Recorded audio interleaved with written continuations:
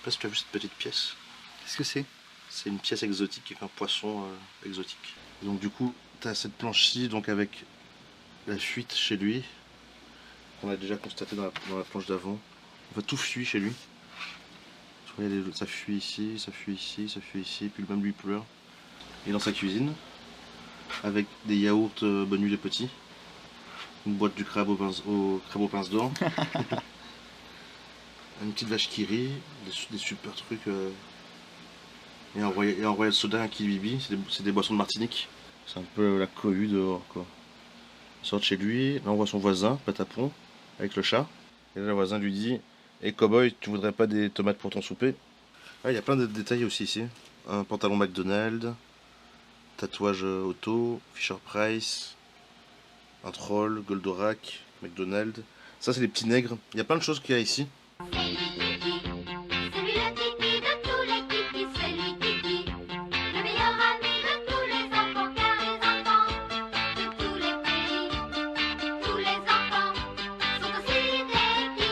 Ça, il fait un clin d'œil, mais je sais pas si peut-être qu'on devrait le virer, je sais pas si c'est très lisible. Mais en gros, c'est lui qui fait un clin d'œil à son pote, genre ce soir, je vois la petite. C'est un code un peu manga, mais je sais pas si on comprend.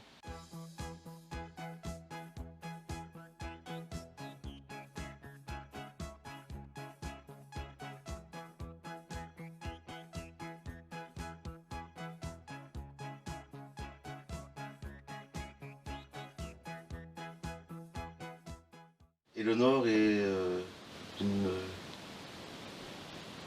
artiste belge. T'as grandi à Boisfort. Je suis née à Bruxelles, je suis née à Marolles. à Boisfort. Tu joues dans plusieurs groupes de musique bruxellois aujourd'hui.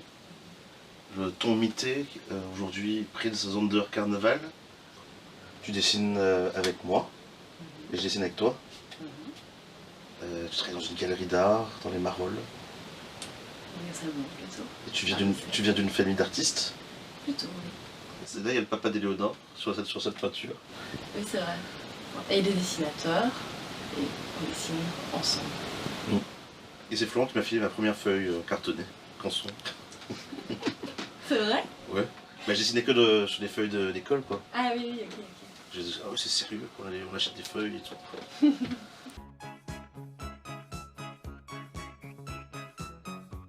On commence par parler pas mal de nos dessins, de ce qu'on va faire. On s'inspire pas mal de nos dessins. En général, on regarde des films, on parle de trucs, et on va repérer des éléments qu'on a envie de représenter, ou des choses dont on se souvient de quand on était petit. On accumule beaucoup d'éléments qu'on partage. Ça. On a une base de données de choses qui nous fascinent, l'un et l'autre. Donc ça va être partant des jouets à des logos de vieilles marques. Et ça peut autant être des images qu'on trouve dans les films que des objets que tu trouveras dans l'appartement. Donc toutes des choses qu'on... On est un peu accumulateur compulsif, virtuel ou réel. Et puis après il y a des idées aussi. Il y a souvent des idées qui vont donner un peu une sorte de direction au dessin. Puis après on compose ensemble, on fait un peu souvent c'est une sorte de collage. Oui, c'est ça, c'est très prévu dès le départ, quoi. En général, on dessine jamais, enfin à deux, dans notre collaboration, on va jamais dessiner en laissant libre cours et voyant où ça va aller. C'est très prévu, on se dit on va mettre ça, ça, ça là, et avec ça, et on a notre liste de choses qu'on ajoute au fur et à mesure. L'autre, c'est souvent que je fais des gueules. Moi je fais... Le travail se sépare dans le fait que toi tu fais beaucoup tout, et moi juste les visages. Et je fais des visages que je fais de façon très brute, comme moi j'ai pas vraiment ni de formation, ni de qualité technique. Donc je fais des visages très bruts. Et parfois les visages donnent aussi, genre, qu'est-ce qu'ils racontent, un peu comme jouer avec des poupées. Genre, ah, qu'est-ce qu'il dit, celui-là avec celui-là, ah, il marche sur le pied. Et ça donne... Parfois aussi, c'est des personnages qui vont faire qu'est-ce qui se raconte, quoi. On essaie d'être le plus narratif possible pour pouvoir tendre à la fin vers l'abstraction. Ouais. Moi j'ai souvent l'impression que nos dessins sont c'est quasiment des patchwork de couleurs. Moi c'est ça que j'aime bien, c'est qu'on peut les regarder juste comme des couleurs qui font une impression, quoi. Pas comme du Kandinsky ou du Klee, mais il y a quelque chose de cette idée où c'est des bulles de couleurs qui dialoguent ensemble. Mais on essaie quand même de partir d'une narration un peu comme Fred Crumb ou comment il s'appelle l'autre, Burns. Des choses plus classiques en termes de composition, même très classiques en termes de composition. Ouais, parce que quand on parle de composition, c'est vrai que c'est vraiment, on pourrait dire narration quoi, dans ce cas. C'est vraiment il y a un récit. Il y a toujours une histoire que personne ne comprend.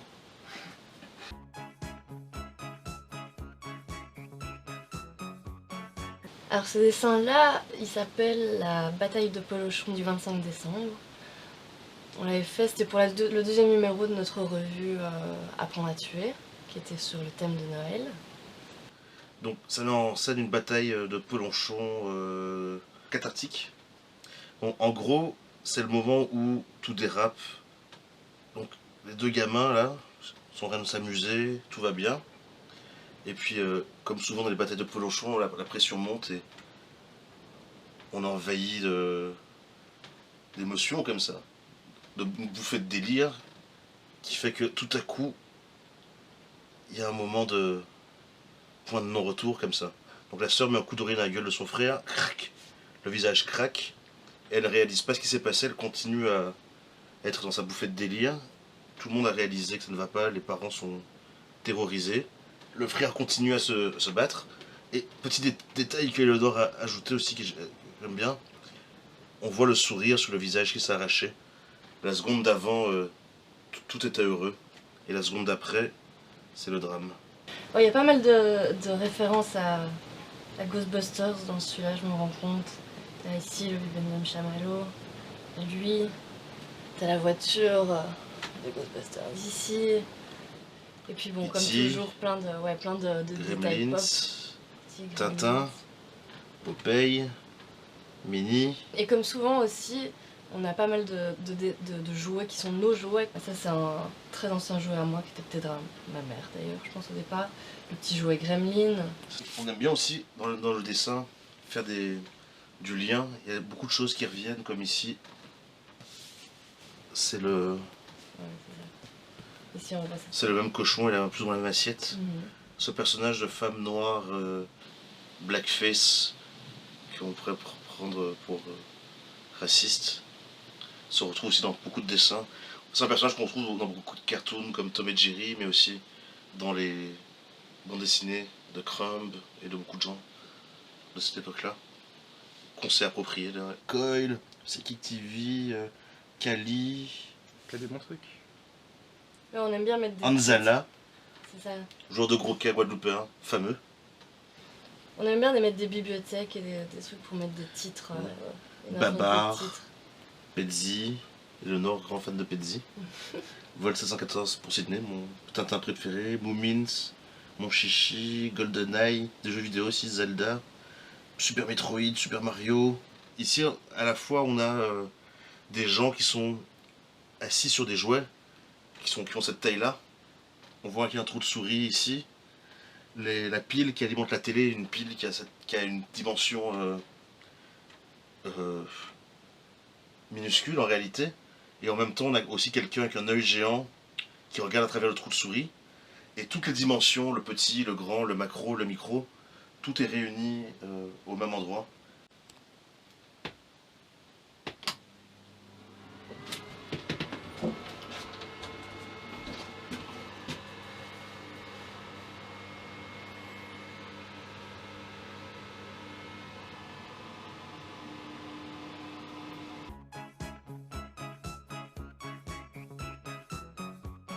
La petite Regina Coco versus The Potron Minet pour de vrai. Regina Coco, c'est une chanson antillaise qu'on écoute souvent.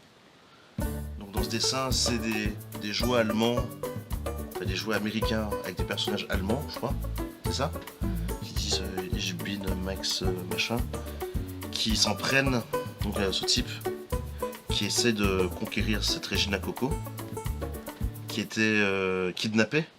Il y a cette idée que tout est cosmique, tout est au même endroit, comme dans l'eau forte, je sais plus comment elle s'appelle en fait, j'ai oublié le nom. Et du coup, le jour et la nuit sont au même moment. L'eau, enfin lui il est sous l'eau. Un peu comme, d'ailleurs il a un peu la posture du personnage dans l'eau forte dont on parlait tout à l'heure. avec la tête qui passe comme ça, à l'endroit où le ciel et la terre se rejoignent, quoi. Puis avec des bonnes blagues quand même, tirez-lui dans le cul. Et pour à nouveau plein de détails, ça c'est Objectif Lune, Donald, Babar, Bugs Bunny. Oui, puis le couple dans la montgolfière, c'est aussi Babar. C'est aussi Babar. bien sûr. Il y a des détails que je vois et je me dis, putain, j'aurais fait mieux, et en même temps c'est un peu moche, et j'aime bien que ce soit un peu moche. Comme la bulle, elle est moche, les étoiles que j'ai fait sont pas très belles. Mais j'aime bien que ça donne un côté un peu brut comme ça.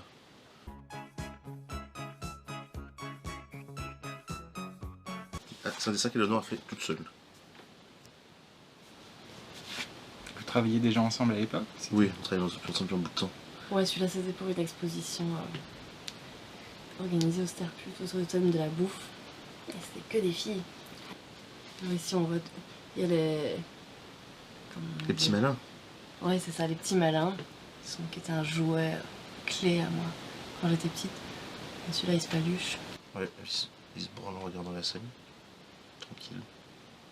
Ce personnage-là, il est aussi il est extrait de Jeanne l'Intrépide, c'est l'ogre dans Jeanne l'Intrépide qui est, je crois, le premier long métrage d'animation, qui est français d'ailleurs, très très bien. Duckman qui est aussi un excellent personnage. T'as ici, ça c'est des Lucky Charms, et cette petite sorcière, ses vertus à les ranger par type. Il y a les marshmallows en forme de cœur, les marshmallows en forme de... Je prenais plus de leur couleur. Ouais, ouais, ça c'est le matériel de mauvaise qualité. Ah oui, et bien sûr, ça a le nom, les ring buds, c'est les ring pop, c'est bonbons en forme de bagues, mais qui là ont des formes humaines, et ils essayent de s'arracher de leur support en plastique, en bague, et de s'enfuir, mais c'est pas très évident. Ah, on n'a pas dit aussi une des plus grosses influences qu'Eleonore m'a fait découvrir. Louise Vane, avec les petits chatons. Tu connais ça?